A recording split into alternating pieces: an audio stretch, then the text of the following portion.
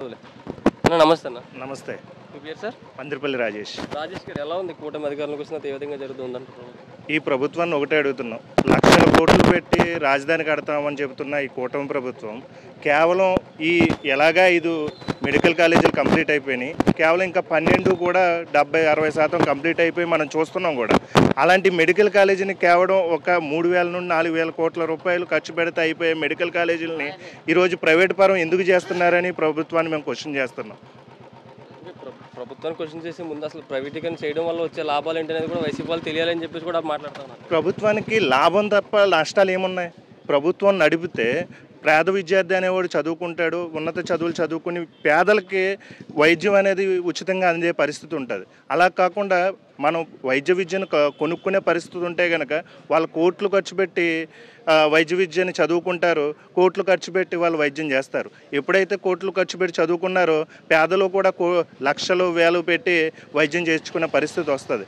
ఈరోజు ప్రభుత్వానికి లాభం ఉండొచ్చు కనుక రేపు మాత్రం ప్రజలకు మాత్రం అది గుద్దుబండగానే తయారవుతుందని మరి చెప్తున్నాం. ఈ మెడికల్ కాలేజ్ అనేది కూడా ఒక పెద్ద స్కామ్, జగన్మోహన్ రెడ్డి చేసిన స్కామ్లు ఇది ఒక పెద్ద స్కామ్ అని చెప్పేసి కూడా మాట్లాడుతాం. ఎక్కడికి స్కామ్ అండి? ఇప్పుడు 5,000 కోట్ల రూపాయలు పెట్టి సచివాలయం, టెంపరీ సచివాలయం కట్టారు. 500 కోట్లతో వైజాగ్లో ఇంద్రభవనాన్ని తలపించే భవనాన్ని జగన్ గారు కట్టారు. ఇప్పుడు ఈ మెడికల్ కాలేజీలు చూసుకుంటే 500 కోట్లతో ఈజీగా ప్రతి మెడికల్ కాలేజీ కూడా కంప్లీట్ అయిపోయే పరిస్థితి. కానీ 1,000 కోట్లు పెట్టి కట్టిన సచివాలయమే కానీ హైకోర్టే కానీ ఈరోజు ఎలాంటి స్థితిలో ఉన్నాయో మనం తెలుసుకోవచ్చు. కానీ కేవలం 500 కోట్లతో ఖర్చు పెట్టిన ప్రతి మెడికల్ కాలేజీ దగ్గరికి వెళ్ళి మనం చూస్తే ఆ వసతులు చూస్తుంటే ప్రతి రూపాయి పేదవాడికి చేరేలాగే గత ప్రభుత్వం పనిచేసింది తప్ప ఎటువంటి స్కీములు ఆ మెడికల్ కాలేజీలో జరగలేదని మనకు కళ్ళ ముందే కనబడుతుంది కదా. చాలా అద్భుతంగా జరిగిందని చెప్తా ఉన్నారు. గత 5 ఏళ్ళ పరిపాలన అంత అద్భుతంగా జరిగిన 11 సీట్లకి ఎలా పరిమితమైందని చెప్పేసి ప్రశ్నిస్తూ ఉన్నారు. కూటమి ఒక్కడిని కొట్టడానికి 3 వచ్చారు.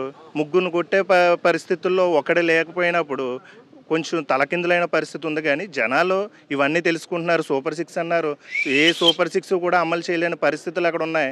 సూపర్ 6లో నిన్న కందులు దుర్గేష్ గారు ఎక్కడో ఒక బ్యానర్ పెట్టారు, మేము ప్రతి ఆడపిల్లకి ఇవ్వాల్సిన 1,500 నెలకి, అలాగే సంవత్సరానికి ఇస్తామన్న 18,000 మేము ఇచ్చేస్తున్నాం అని చెప్పి బ్యానర్లు పెట్టుకున్నారు. ఎవరికి ఇచ్చారు, ఎంతమందికి ఇచ్చారు, ఎప్పుడు ఇచ్చారు అని మేము అడుగుతున్నాం. ఎక్కడా కూడా ఈ స్త్రీ శక్తి అనే పథకం ఎక్కడా కూడా అమలయ్యే పరిస్థితి లేదు. ఏ సూపర్ 6 పథకం కూడా ఎక్కడ కరెక్ట్గా అమలైన పరిస్థితి లేదు. రైతులకి అన్నదాత సుఖీభావ ఇస్తా అన్నారు.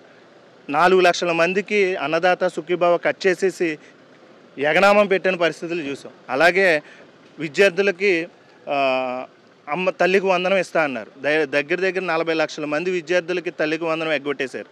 అలాగే గ్యాస్ సిలిండర్ అన్నారు. గత సంవత్సరం కేవలం 1 గ్యాస్ సిలిండర్ ఇచ్చారు. ఈ సంవత్సరం ఆల్రెడీ 6 నెలలు గెలుస్తున్నా కానీ కేవలం 1 గ్యాస్ సిలిండర్ కూడా ఇవ్వలేదు. ఏ సూపర్ 6 పథకం మీరు కరెక్ట్గా అమలు చేస్తున్నారని మేము అడుగుతున్నాం. ఏ పథకం? జగన్మోహన్ రెడ్డి తీవ్ర అప్పుల్లోకి గెంటడం వల్ల ఏం చేయలేకపోతున్నామేమని చెప్పేసి చంద్రబాబు నాయుడు ఈ కూటమి ప్రభుత్వం వచ్చిన తర్వాత దాదాపు ఈ సంవత్సరంన్నర కాలంలోనే 2 లక్షల కోట్ల రూపాయలు అప్పులు చేసింది.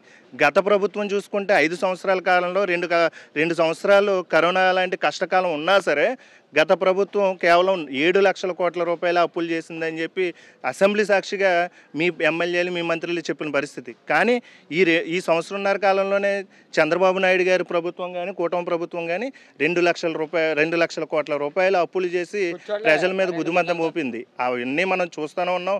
వాళ్ళు చెప్పే మాయ మాటలు నమ్మి జనాలు ఓట్లేశారో లేకపోతే ఈవీఎంలను ట్యాంపరింగ్లు చేసి గెలిచారో తెలియదు. కానీ ఇప్పుడు అన్నీ మాత్రం జనాలకు అర్థమవుతున్నాయి. నెక్స్ట్ వచ్చే ఎలక్షన్లో 2029లో గ్యారంటీగా 175 మా పార్టీ గెలుచుకుంటుంది. ఆ రోజు ప్రతి ఒక్కరికి మేము సమాధానం చెప్తాం.